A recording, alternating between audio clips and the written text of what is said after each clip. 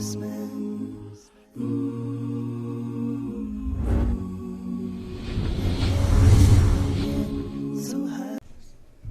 alaikum wa rahmatullah. Bismillah wa salatu wa salam ala rasulillah wa ala ahli wa sahbihi wa man wala. In the name of Allah, may the peace and blessing of Allah be upon His final messenger, Muhammad sallallahu alaihi wasallam, his companions and all those who follow him until the day of judgment. First and foremost, I'm alhamdulillah pleased and honored to be in this gathering. May Allah subhanahu wa ta'ala make it one that is filled with mercy, with His guidance and with His acceptance. And mashallah, may Allah subhanahu wa ta'ala bless, all the panelists, mashallah, that have been working hard and have been chosen by Allah, to do this work. As the prophets were chosen by Allah from the many to do their work. So this is something that appreciation for the effort always has to be given where it is deserved. And inshallah, you also, in your own capabilities, can take part in this legacy of Prophet Muhammad to do the work. First of all, I was blessed to be born from a mother who was formerly a nun. And she decided she had some questions that were unanswered. So she decided to leave the convent. She used to teach 50 students, 50 girls in the convent, and I have pictures of them which really impressed me. Which the hijab that she was wearing is like the hijab that our sisters wear, with the same style, with the bottom white piece and the black outer piece. I was like, wow, But alhamdulillah, my mom, even though she left the convent, it doesn't mean that she left religion as a whole, because she brought us up, waking up, saying our prayers, giving thanks to God for waking up, giving thanks to God before our meal, giving thanks to God before going to sleep, seeking protection from God, and you might know the rest. But being a Muslim, being a youth in America, and having parents that, mashallah, make the efforts to struggle for their children, but sometimes make the mistake thinking that the only responsibility that they have is to work and provide the sustenance needed for these children. And I ended up spending that portion of the time that a lot of youth spend unsupervised, which is the after school to like 7, when the parents are working. That's when the drama takes place. It's not at night. That's when it begins. So when I was in high school, I was kind of gifted with having the ability to freestyle in Spanish. So I used to do Spanish rap. Before it became popular here, just to make it clear. It was popular in Puerto Rico, but not here. And I used to sing in the clubs and so on. And being in school, when we used to have study hall, my friends used to do the beats and I used to freestyle. While other guys used to have to spend a lot of time writing a song, and I had the ability to just freestyle. And being in high school, I got selected to play JV basketball and so on. And I always wanted my parents to come see the game.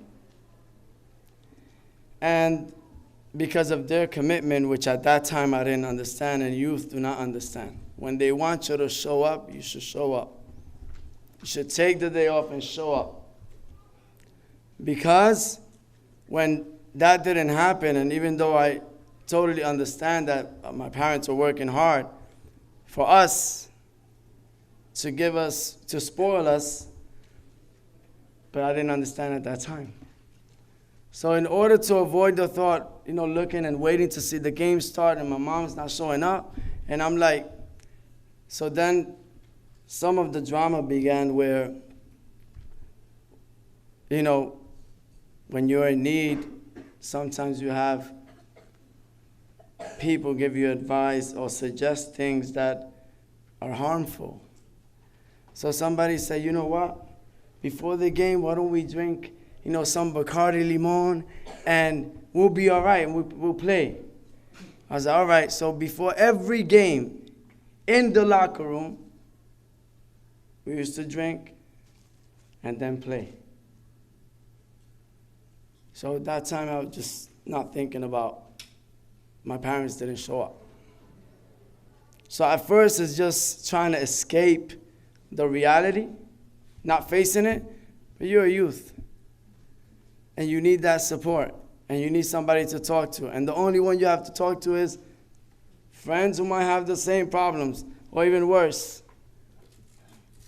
So having a love for basketball, during that time, Michael Jordan retired. And I was upset. So I'm like, who's gonna be my favorite team now? So I'm like, all right, I like David Robinson. He's disciplined and so on, and But then I'm like, in that time we didn't have so many channels. In that time you only got to see the basketball team of your locality, or maybe if you live in New Jersey, you see the Knicks, right? So I was born. So I'm like, man, nah. Then I'm not gonna watch. Then I saw this player who actually changed his name. He became Muslim. His name was Chris Jackson, and became Mahmoud Abdul Rauf. And I used to collect cards. So in one of the cards, I read in the back the definition of his name. And it said that he became Muslim and he did pilgrimage and et cetera, et cetera. And sometimes they used to catch him making wudu before the game and so on. So these things kind of caught my attention, but I wasn't interested in Islam. It was just, I came in contact with it. Also, I said, I like the way he plays, so I began trying to mimic his game, like shooting outside shots and so on. And I thought, that's a little disappointing at the conference. Usually there's a late night basketball game where speakers go and vent, and sometimes school the young guys, but we didn't have that this year. So anyway, Mahmoud Abdul Rauf was, I couldn't watch many of his games. So most of the information I got it from the ESPN and so on. So then I said, you know what, I'm going to pick the Knicks. Because I was born in New York, so I'm going to represent, right? So I picked the Knicks. That year, the Knicks went to the finals versus the Houston Rockets. And then I said, so John Starks shot the three, got blocked. Knicks lost. Man, I used to hate Hakeem. But he was fasting during that time. So that caught my attention as well. So anyways, that was my first contact with Islam. But when I was in high school, I got involved in the gang life as well. I'm not going to say the name of the gang because it's a big gang. And maybe those people that didn't know me back in the days, they might, out of ignorance, take my life. And I have too much, in my plate right now to take care of, which is serving the Muslim youth and doing da'wah, etc., that I don't want to put myself at risk. But when I was in this gang, I had a friend who actually was a valedictorian, but he was raised in a shelter. So one time he needed a place to stay, and I told my mom, this guy is a good guy, man. He likes to read and so on. Why don't you let him stay in my house? My mom said, all right. So he stayed in my house, and he brought a box of books. And in this box of books, I saw the autobiography of Malcolm X. And I wasn't encouraged as a youth by my teachers to read or love reading. It was boring. So I didn't like it. But this time I was a little bit curious. because I had the experience in school when I once had a dream and I told my teacher told me, you're not going to make it. And I said, really? Straight up? I said, you're not going to make it. And I swear, she only lasted 1 year in school. Every day was hardship. Every day, yeah. I'm just being honest, you know. So, when I was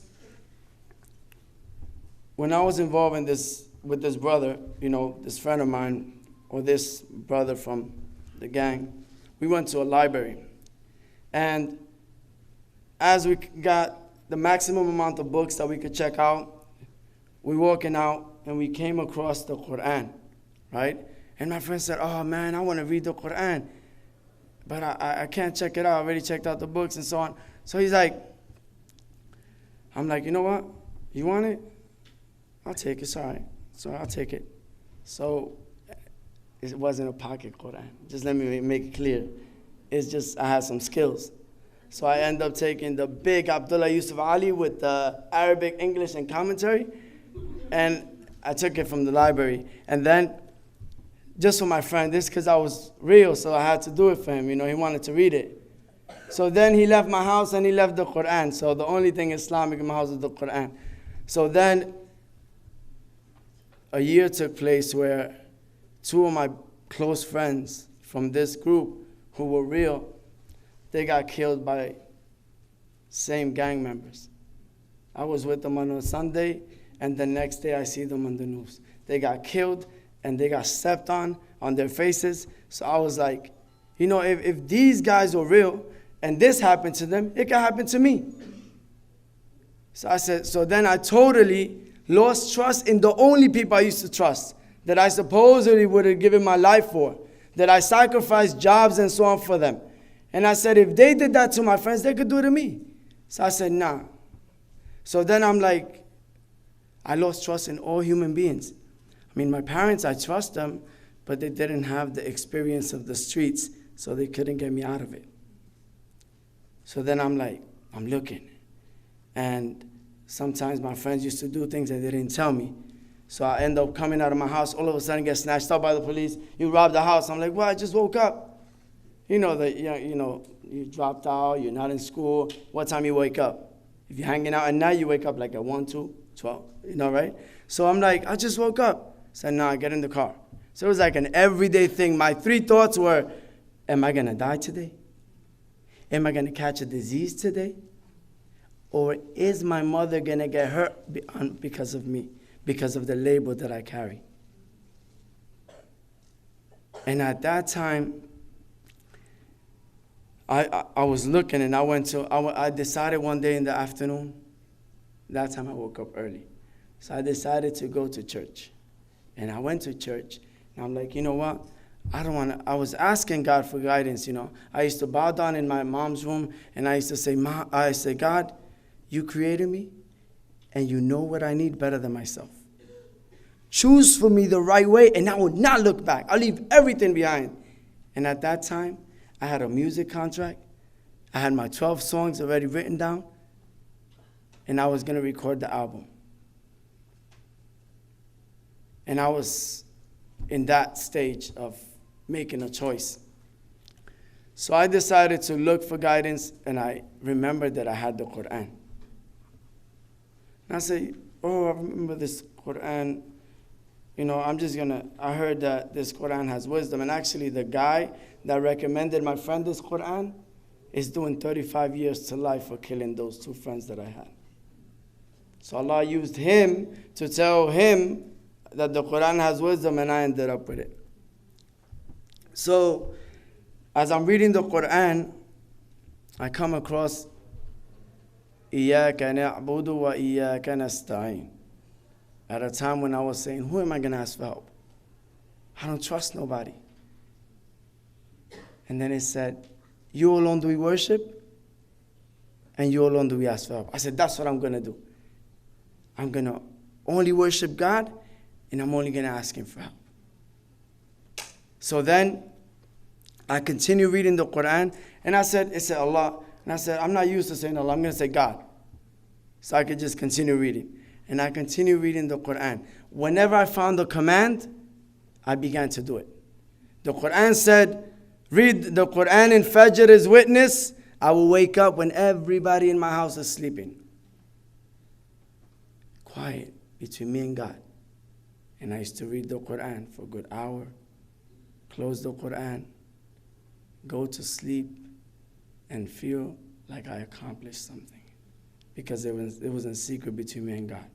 Then my parents wake up, everybody gets ready to go to work, and I already did something. They're just waking up. So I kept doing this for months. And then I read another ayah, Kutiba alaykum as-siyam, prescribed for you is fasting. So I began to fast, but I wasn't lucky as you. I didn't know about Maghrib. All right? So I didn't know how to fast. So, and Omar, I'm sorry, man. I'm not trying to step. I'm not a comedian either. It's just natural,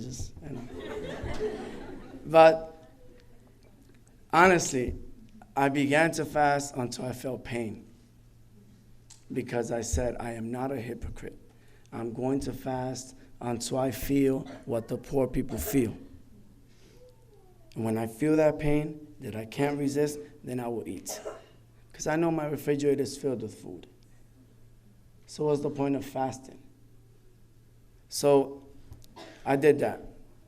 Then one ayah about giving charity, a verse about giving charity. So I actually used to rock DKNY. And I decided one day to give away all my, more than $3,000 worth of clothes, all DKNY. And I put in bags. And my mom was like, what are you doing?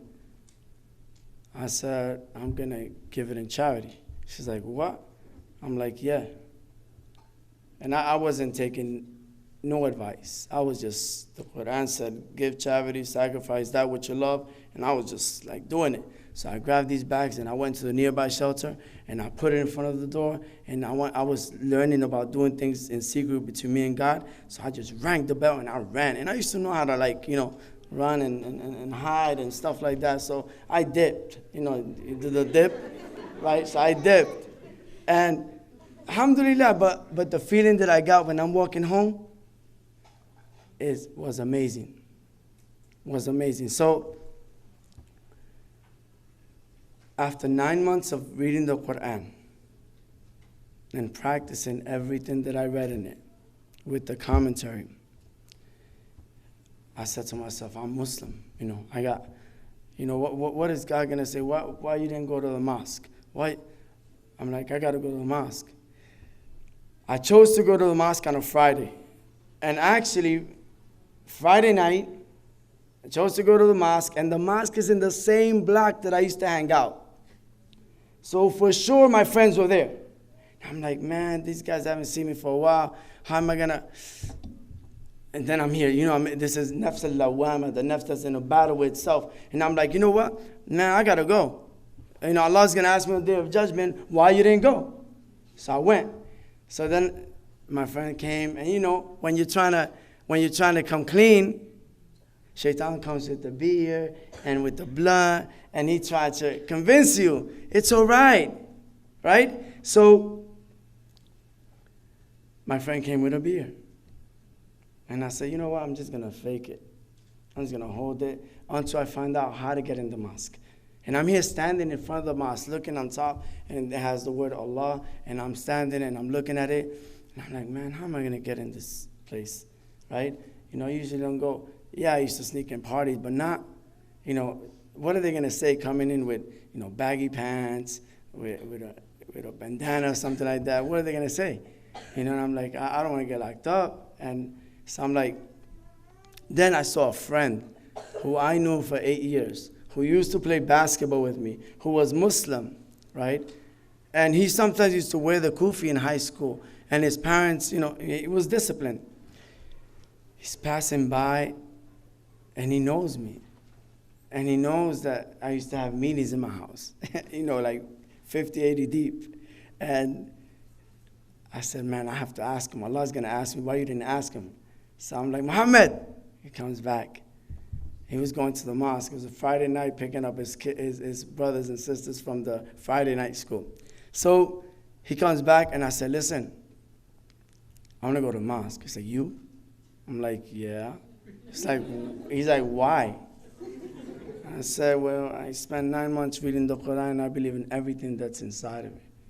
And then I began breaking down to him and telling him, And he was like, okay, but right now the Imam is gone. Everything, you will have to come on this day where there's like an Imam that speaks English. So we made an agreement to come on Wednesday. So Wednesday came, and I'm here. I'm getting ready. I take a shower. I got dressed. And then it's almost 7 o'clock. And I'm like, wait a minute. We agreed 7 o'clock. We agreed Wednesday, but we didn't agree where we're going to meet. So I'm like, do I have to go to his house? Or is he going to come to my house? And I'm like, man, I have to go to his house. Allah is going to ask me, if I don't go to his house, why you didn't go to his house? You really want to go to the mosque? Then you go to his house. So I go to his house. I'm like, man, his parents know me. So then I go, and I did similar to what I did in the shelter. So you have to go up long stairs. Yeah, Don said, we got stairs in Jersey, not in Beaumont. We don't have many stairs in Beaumont. But in Jersey, we have stairs. So I go up these long stairs, and I ring the bell, and I ran down. And then the mother comes out. And she's like, come in. She already knew. So I go in, the first time I go in a Muslim house, and I see the ayahs of the Quran and so on. So I went to the masjid that day, and I met the Imam. And the Imam asked me, so, how do you learn about the Quran? Where do you get the Quran? And I said, I was blunt. I stole it. He said, what? I said, I swear, I never seen an Imam run so fast. He said, you got to give it back. I said, I'll give it back unless I get the same copy. He said, this was my only friend. You think I'm going to give it back? This is the one that helped me get rid of my addiction to alcohol. This is the one that helped me learn how to be patient when I didn't have patience. This is the one that only gave me good advice. You think I'm going to give it back? Give me the same copy, and I'll give it back. And if I don't get the same copy, then I'll buy this one. So then he ran in the library, and he says, is this one, this one, this one? And I said, yeah, it's this one. And then he gave me the same copy. So, alhamdulillah, in the process of learning about Islam and going to the mosque, I began going home in the morning after Fajr. And I used to find my mom in the kitchen. And in finding my mom in the kitchen, I used to read the Quran there. And sometimes I would find something interesting about Jesus and Mary. And I said, Mom, can I share with you something? And she was like, okay. So I began reading to her the Quran. And it became a daily thing.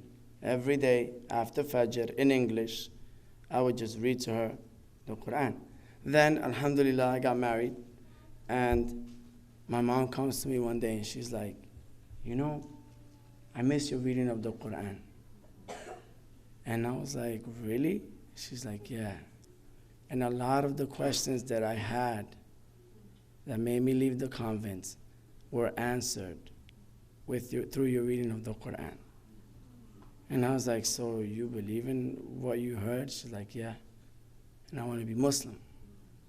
So then, alhamdulillah, my mom became Muslim 2 years after me.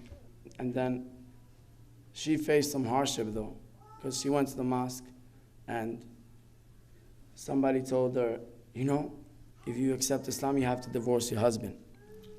So my mom was like, man, I've been married for 30 years. 30 years to a good man who never raised his hand at me, never cursed at me, was committed, worked hard, used to come home used to be home in his day off and clean the bathrooms and without me asking him, used to help around the house, used to cook. And this is sometimes rare in similar societies. So she said no. So it made her stop. That time I was in Hajj.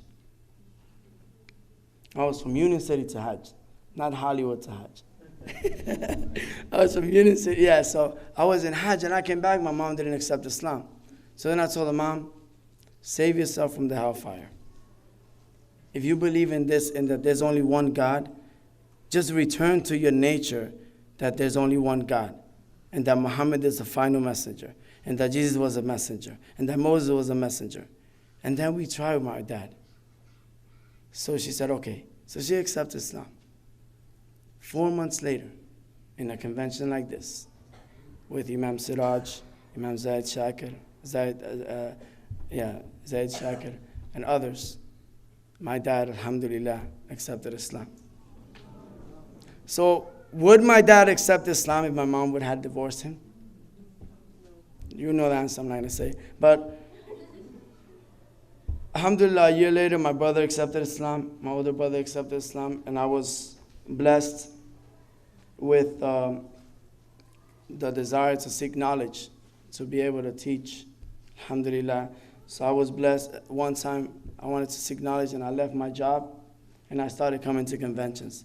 And I came to a convention like this, the Igna Mass Convention. And I was running around and looking for people to talk to and ask them. And I want to just hoping for an opportunity to meet somebody that can open the door so I can go overseas and seek knowledge. So alhamdulillah, I decided to go to Egypt. And I was blessed with the ability with the opportunity to go.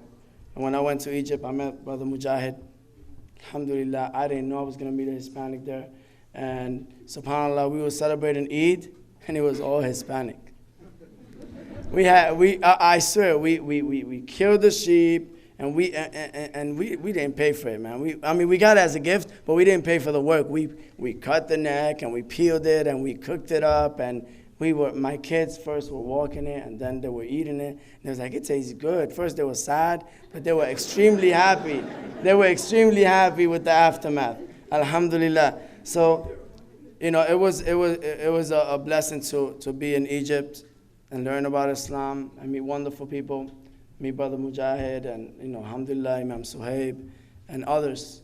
And alhamdulillah, may Allah subhanahu wa ta'ala continue to utilize us for His sake. And may Allah subhanahu wa ta'ala, because when we accept Islam, Islam is not a hobby. Islam is our life. It's 24 hours a day, nothing else than submitting to God's will. And whoever Allah loves, yashrah sadrahu lil Islam, which is He opens up his heart and the person embraces Islam, submits to Allah. So this is from Allah. May Allah subhanahu wa ta'ala continue to preserve us in His way.